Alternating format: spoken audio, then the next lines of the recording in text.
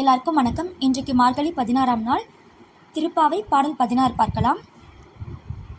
நாயகனாய் நின்ற நந்தகோபன் உடைய கோயில் காப்பானே, கொடி தோன்றும் தோரணம் வாயில் காப்பானே, மணிக்கதவம் தாழ்த்திரவாய் ஆயர் சிறுமியரோ, முக்கு அறை பறை மாயன் மணிவண்ணன் நென்னலே வாய் நேர்ந்தான் தூயமாய் வந்தோம் துயில் எழப்பாடுவான் வாயால் முன்னம் முன்னம் மாற்றாதே அம்மா நீ நேய நிலை கதவம் நீ கேளோர் எம்பாவாய்.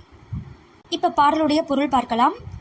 எங்களுடைய தலைவனாய் இருக்கிற நந்தகோபனின் திருமாளிகையை பாதுகாக்கும் காவலனே, கொடி தோரணம் கட்டப்பட்ட வாசல் காவலனே, ஆயர்குல சிறுமியரான எங்களுக்காக இந்த மாளிகை கதவை திறப்பாயாக.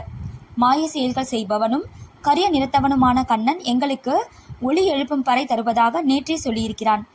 அதனை பெற்று செல்ல நாங்கள் நீராடி வந்திருக்கிறோம். அவனை துயில் எழுப்பும் பாடல்களையும் பாட உள்ளோம். அதெல்லாம் முடியாது என உன்வாயால் முதலிலேயே சொல்லிவிடாதே. மூடியுள்ள இந்த நிலைக்கதவை எங்களுக்கு திறப்பாயாக. விளக்கம்: ஒருவர் ஒரு செயலை செய்ய போவதாக தெரிந்த ஒருவரிடம் சொல்கிறார். ஒருவேளை அது அவருக்கு பிடிக்காமல் இருந்தாலும் கூட ஆரம்பத்திலேயே இதை செய்யாதே, நீ செய்ய போவது உருப்படவா போகுது போன்ற அபசகுணமான வார்த்தைகளை பேசிவிடக்கூடாது.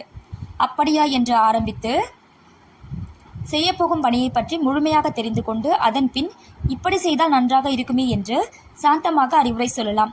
சொற்கள் மனித வாழ்வில் மிக முக்கியமானவை என்று ஆண்டாள் இப்பாடல் மூலம் நமக்கு அறிவுறுத்துகிறாள். இந்த பதிவு உங்களுக்கு பயனுள்ள பதிவாக நம்புகிறேன். இந்த பதிவு உங்களுக்கு பிடிச்சிருந்தா லைக் பண்ணுங்கள், ஷேர் பண்ணுங்கள், சப்ஸ்கிரைப் பண்ணுங்கள். நன்றி, வணக்கம்.